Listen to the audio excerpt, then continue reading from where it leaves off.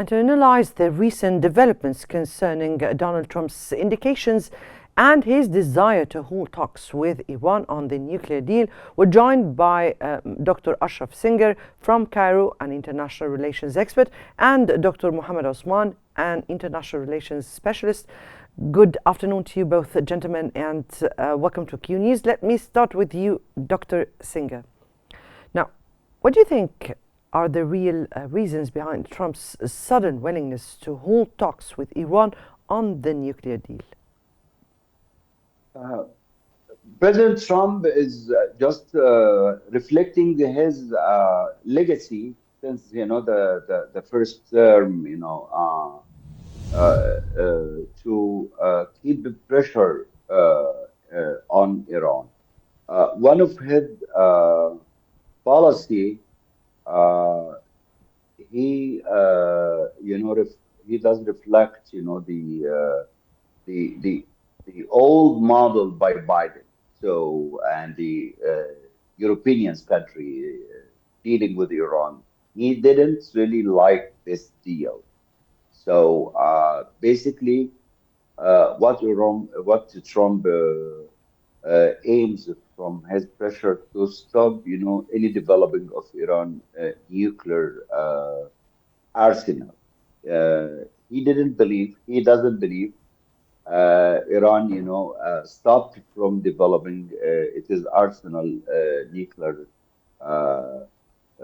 in terms of, diversity of the weapons, and he believes that Iran, create a chaos in the region, and in terms of the nuclear arms race. This is why Trump needs to really stop Iran.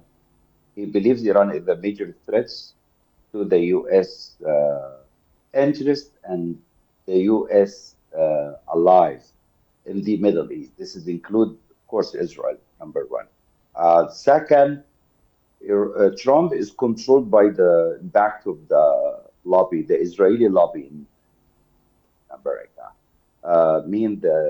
Either Netanyahu or the Israel lobby, both of them, they need Trump to use what really he can really offer by America power as a dominant power in the region, global, to stop Iran and even launching war against Iran to take out of all that facilities. But one of the major problems in Iran, the geography, where some of the sites of the nuclear weapons or nuclear development inside the mountain, and it's deep in this mountain. So basically, number of these jets, and even the advanced jets, cannot really get these targeted carefully, or getting that nuclear facilities by all means that Trump can really use. So the best option for both of the Iran and the U.S. Go to negotiation, try to understand their interests. Iran, of course, pretty scared.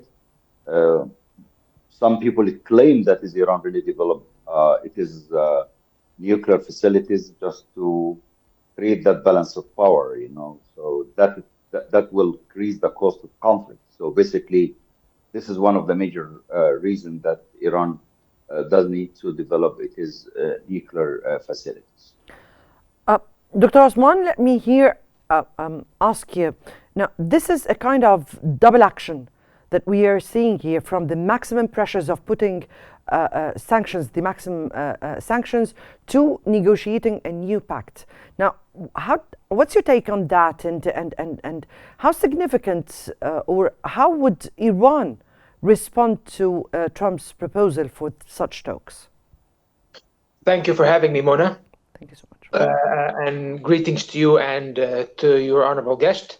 First of all, we need to clarify that the nuclear Iranian nuclear program has been a subject of intense debate and discussion and focus and concern for the United States, that has transcended party lines and that was at the center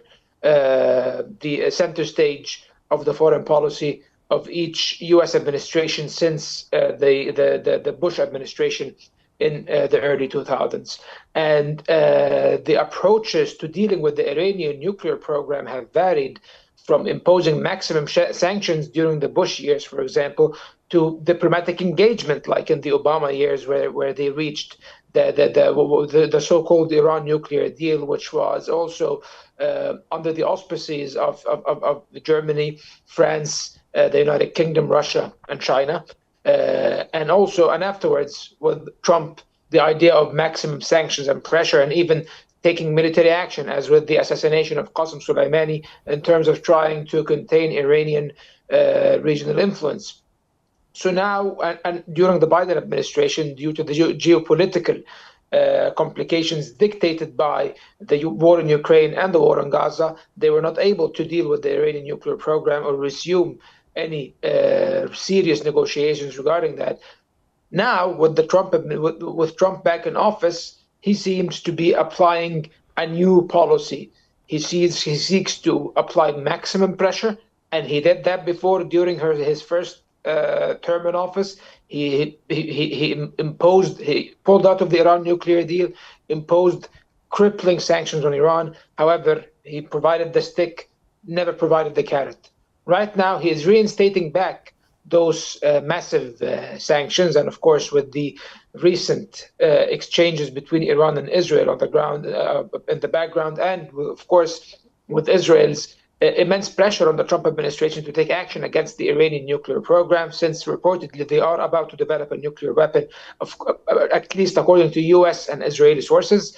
However, he's also proposing the carrot, saying that, yes, we are proposing maximum pressure. However, we do not wish to take military action against you, and we are ready for talks. This is certainly a new approach by Trump to the Iranian issue. In his last post on his own social media platform, Truth Social, it was quite baffling that when he said that the idea of an imminent Israeli or a U.S. military strike on Iran is exaggerated, and said that he is interested in a peace.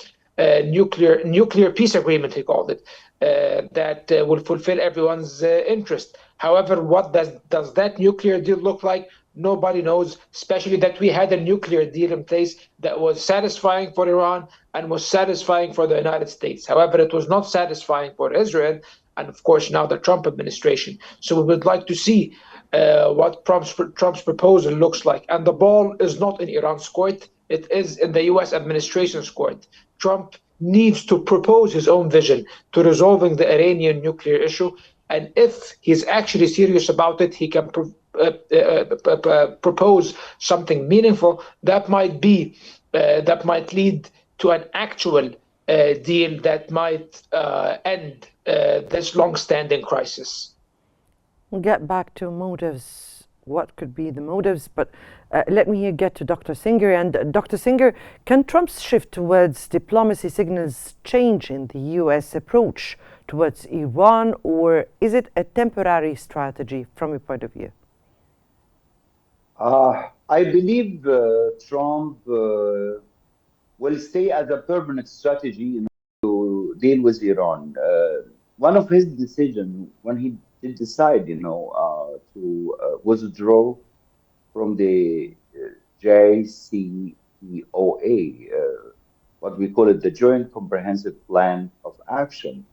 That joint plan of action, it was very important under the Obama administration.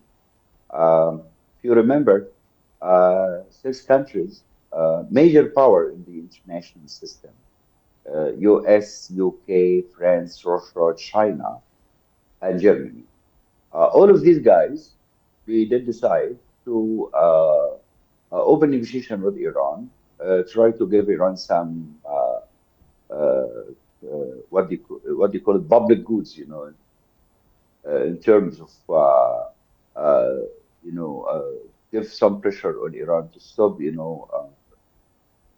its program, to develop the nuclear weapons that can really use against the, their alliances, or build Iran as a nuclear power, like North Korea or so. And one of that plan or that kind of strategy, not really giving, small countries nuclear power. Nuclear power should really be on hand of the major powers, not really small countries. Uh, One of the major theory really gives a good explanation of that.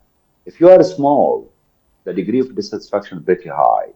So the likelihood that Iran gonna to use the nuclear weapon, it's pretty much higher than uh, big guys. But unfortunately, there is no one standards international system. That is Israel. It's a pretty small country, so the degree of dissatisfaction pretty high too. So that double standard, like stopping Iran from developing nuclear weapons, giving Israel nuclear weapons, and making the Middle East is pretty noisy and unstable. This is really pre, that that big concern or huge concern um, in that region.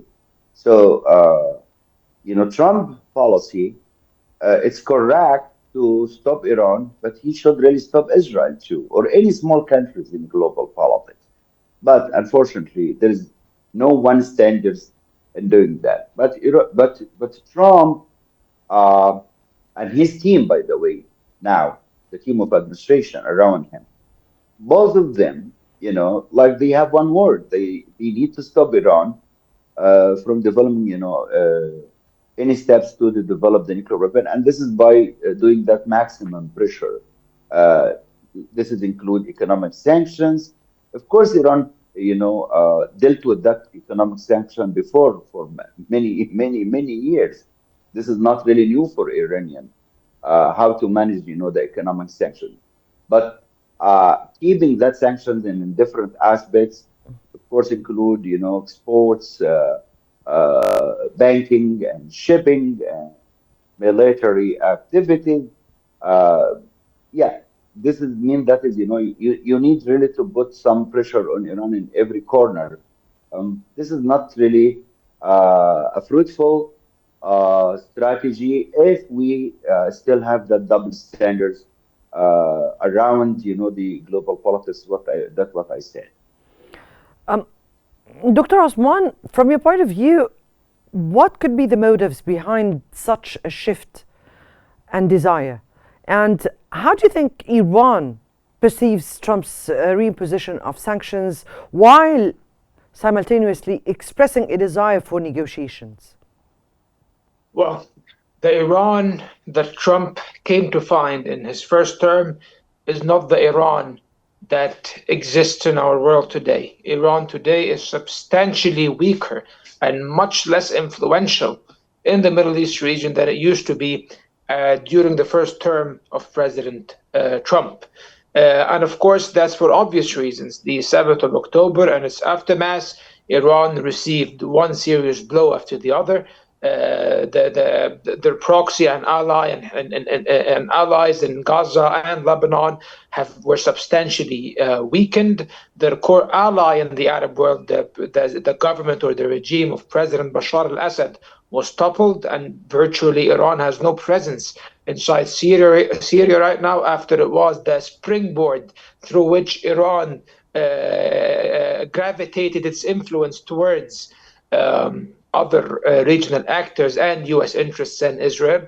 And even now in Iraq, there are proposals that pro-Iranian militias should disarm and be completely integrated into the Iraqi armed forces. So Iran is now substantially weaker. Iran has been subjected to Israeli strikes and Israeli covert sabotage activities as well. And they are more isolated than before. So I think now that Iran does not pose as much of a threat as it used to do to U.S. interests and to Israel. That's the first thing. The second thing, Trump is not interested in getting the United States entangled in any long-term conflict or even a short-term one. He is an anti-war president, meaning he's not a peace-loving man, but he does not want to commit his country to a war. He does not want to spend billions and even trillions on maintaining a war and sacrificing the lives of U.S. servicemen. That was part of the platform he ran on for his first and second terms as president. So therefore, his power base will never accept getting entangled in another war. That's why he's trying to find alternatives. And he sees that actually applying maximum sanctions on Iran in its current weakened stance will yield the result.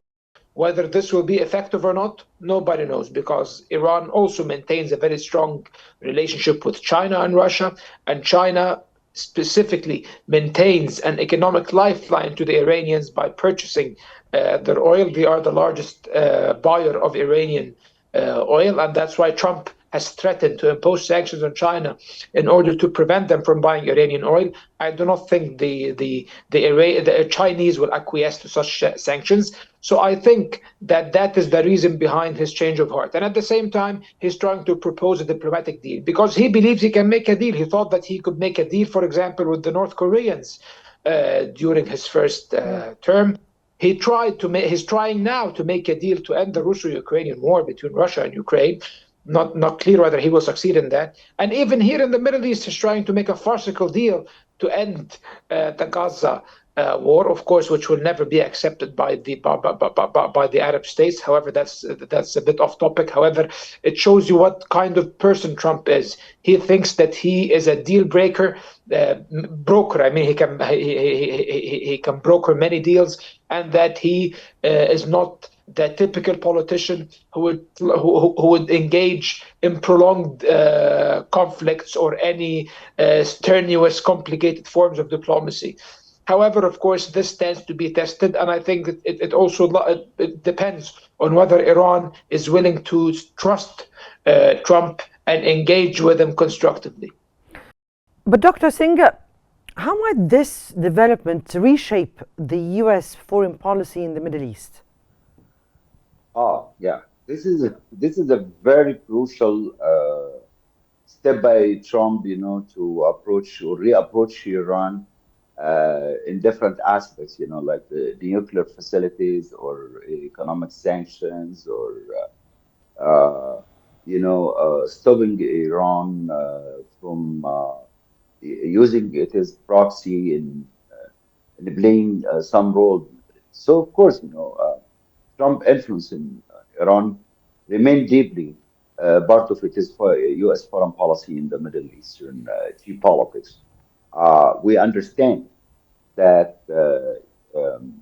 that time when United States withdrew from the JCPOA will continue, and actually it is continue, to shape, the Iranian nuclear trajectory towards to finishing its program and trying to find some Yes. some roads with the West, but it seems to me like Trump will stay making that pressure on Iran to stop Iran, will not give Iran any room to get out of that ease policy that Trump used it, to control Iran in sake of Israel, of course, and not really letting, playing his role in the Middle East.